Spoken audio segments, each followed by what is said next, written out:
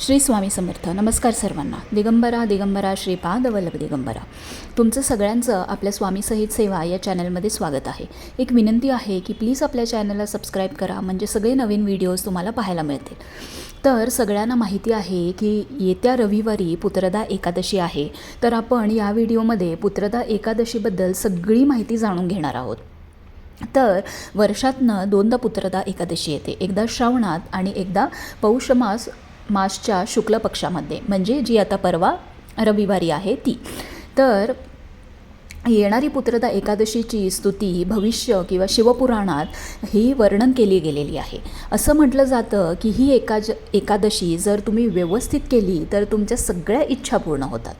ज्यांना संतान प्राप्ती होत नाही आहे किंवा ज्यांचं खूप खेपा मिसकॅरेज झालेला आहे किंवा IUI IVF ह्या सायकल्स 2दा 3दा 4दा फेल गेलेले आहेत, गर्भ ज्यांना राहत नाही आहे, ज्यांचं सारखं अबॉर्शन होतं आहे, तर हा उपाय संतान प्राप्तीसाठी तुम्ही नक्की करा. ह्याचं खूप चांगले आणि पॉझिटिव्ह रिझल्ट्स आहेत आणि तुम्हाला गर्भ नक्की राहील आणि तो टिकेलसुद्धा. तुम्हाला एक छान हेल्दी बेबीसुद्धा होईल. हा उपाय घरच्या स्त्रींनी करायचा आहे जिला पुत्र प्राप्ती हवी आहे किंवा ज्यांना संतान प्राप्ती हवी आहे, त्या स्त्रीनी हा उपाय करायचा आहे. तर आता बघूया ह्या उपायासाठी आपल्याला काय काय लागणार आहे. तर तुम्हाला इथं एक पंटी घ्यायची आहे जी नवीन असली पाहिजे आणि त्याच्यामध्ये तुम्हाला 2 फुलवाती घालून शुद्ध तूप घालून हा दिवा तयार करायचा आहे. त्याच्यानंतर तुम्हाला 1 वाटी शुद्ध तूप लागणार आहे, 1 वाटी तुम्हाला शेवयांची किंवा साबुदाण्याची खीर लागणार आहे. आणि ह्या वाट्या म्हणजे तुम्ही द्रोण घेऊन जावा, म्हणजे तुम्ही ते द्रोण देवळामध्येच ठेवून येऊ शकता. एक फुलवातीचा दिवा शुद्ध तुपातला लागणार आहे. 2 बेलपत्र तुम्हाला लागणार आहे, हे खूप महत्त्वाचं आहे. तुम्हाला 2 बेलपत्र लागणार आहेत.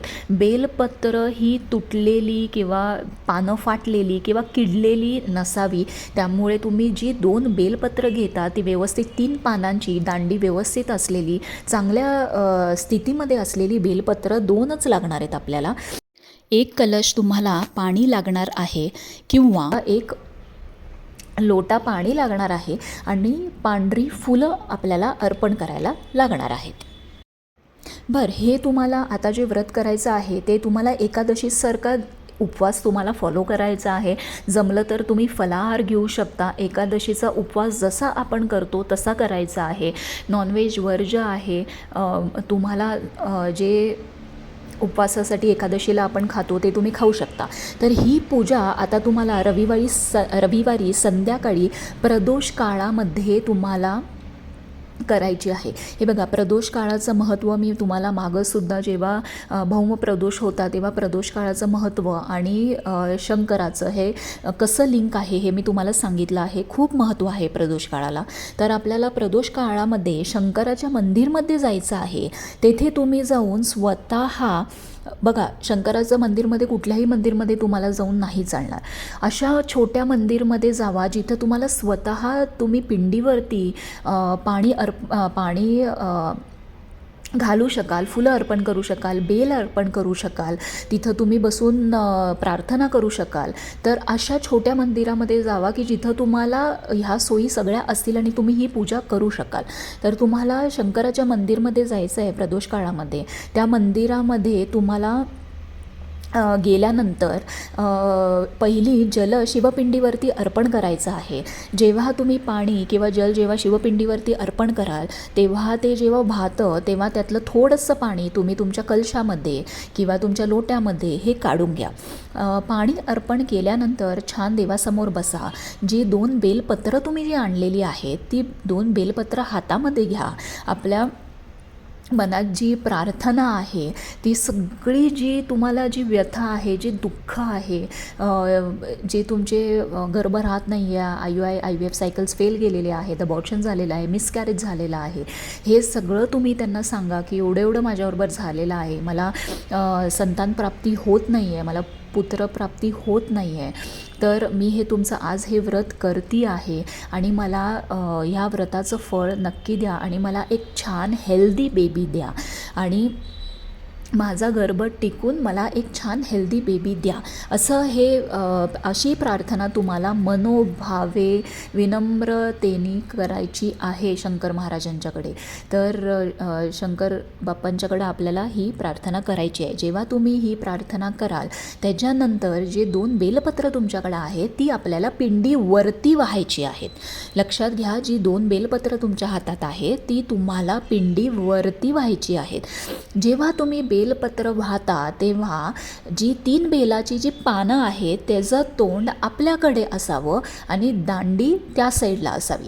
जेव्हा तुम्ही बेलपत्र वाहता तेव्हा 3 पानं जी आहेत त्या पानाचं तोंड तुमच्याकडे असावं आणि दांडी अपोजिट डिरेक्शनला असावी. अशी ही 2 बेलपत्र शिवपिंडीवरती तुमची मनोकामना सांगून वाहायची आहेत. दोन्ही बेलपत्र वाहिल्यानंतर तुम्हाला जो एक वाटी शुद्ध तूप आणि 1 वाटी जी खीर तुम्ही जी नेलेली आहे ती तिथं तुम्हाला पिंडीजवळ अर्पण म्हणजे ठेवायची आहे. ते शंकर भगवानांना अर्पण करायची आहे. ती ठेवल्यानंतर तुम्हाला नमस्कार करून जी 2 बेलपत्र तुम्ही जी वाहिलेली होती पिंडीवरती तीच 2 बेलपत्र तुम्हाला उचलायची आहेत. जर खूप लोक असतील तर तुमच्या बेलपत्रांवरती लक्ष ठेवा, दुसरी बेलपत्र उचलायची नाही आहेत. जी तुम्ही बेलपत्र 2 वाहिलेली आहेत तीच बेलपत्र तुम्हाला उचलायची आहेत आणि तुम्हाला जे फुलं आणलेली आहेत ती तिथं अर्पण करायची आहेत. त्यानंतर ती बेलपत्र उचलायची आहेत. तुम्ही जे मंदिराचं जे प्रवेशद्वार आहे जिथून आपण पाय टाकून आज शिवपिंडीच्या इथं जातो तर एक प्रवेशद्वार असतं बघा पिंडीच्या बरोबर समोर. तर प्रवेशद्वार म्हणा, उंबरा म्हणा, चौखट म्हणा किंवा दरवाजा म्हणा, जे काही आहे तर तुम्ही त्या प्रवेशद्वाराच्या इथं यायचं आहे. तुम्ही जो दुसऱ्या वाटीमध्ये दुसऱ्या जो पंटीमध्ये शुद्ध फुलवातींचा तुपाचा फुलवातींचा जो दिवा करून आणलेला आहे तो दिवा तिथं चौकटीवर जेव्हा तुम्ही देवाला फेस करता, तुमचं फेसिंग देवाकडं पाहिजे, म्हणजे तुम्ही नमस्कार करताना समोर तुमची शिवपिंडी पाहिजे. तर तुम्ही उंबऱ्यावरती त्या राईट हँड साईडला उंबऱ्यावरती तुम्ही तो तिथंच किंवा चौकटीवरती तुम्ही तो शुद्ध तुपाचा दिवा तुम्ही तो तिथं प्रज्वलित करा. खाली बसा, नमस्कार करा.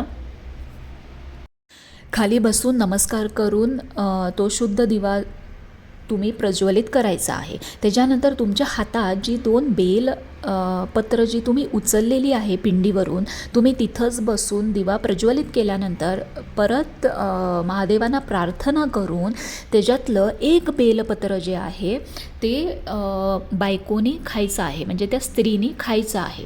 तर इथं आता समजा तुमचा नवरा तुमच्याबरोबर असेल तर तुम्ही नवऱ्याला पण साईडला बसवून ते बेलपत्र त्याला दुसरं बेलपत्र आहे ते त्यांना खायला घाला. जर तुमचा नवरा वर्किंग असेल तर तुम्ही 1 बेलपत्र तिथं बसून संपूर्ण चावून खावा आणि 1 बेलपत्र तुम्ही घरी घेऊन या तुमच्या नवऱ्यासाठी. आता आपल्याला घरी काय घेऊन यायचं आहे, समजा आपला नवरा आपल्याबरोबर आला नाही आहे तेव्हा जर वर्किंग असेल तर तुमच्याकडे 1 कलशामध्ये तीर्थाचं पाणी आणि 1 बेलपत्र असं हे 2 वस्तू आपण घरी घेऊन यायच्या आहेत. जेव्हा तुम्ही दरवाजा उघडाल तेव्हा उंबऱ्यावरती तुमच्या घराच्या हे तीर्थ शिंपडा, पूर्ण अख्खं घरभर शिंपडा. जे घरी तुमच्या लोक आहेत त्यांना प्यायला द्या. उरलेलं जे पाणी असेल ते तुम्ही झाडांमध्ये घालून टाका. नवरा घरी आल्यानंतर त्याला हातपाय धुवू म्हणून सांगा. देवाकडं जाऊन नमस्कार करून देवाच्या समोर हे बेलपत्र त्याला खायला द्या. त्यांनी पण हे बेलपत्र चावून खायचं आहे. हे बेलपत्र फक्त नवरा बायकोंनीच खायचं आहे, हे कोणी दुसऱ्यांनी खायचं नाही आहे. तर हे दोन्ही बेलपत्र नवरा बायकोंनीच खायचे आहे. हे सगळं झाल्यानंतर दोघांनीही जोड्यांनी तुमच्या देवघरासमोर बसून तुम्ही प्रार्थना करा आणि जी काही आपली ट्रीटमेंट चालू आहे, गोळ्या चालू आहे, ते सगळं प्रयत्न चालू आहे, ते सगळे प्रयत्न चालू ठेवा. इथं आपल्याला नशिबाची साथ पाहिजे आणि आपल्याला भाग्याची साथ पाहिजे. तर हा उपाय तुम्ही नक्की करा. श्री स्वामी समर्थ.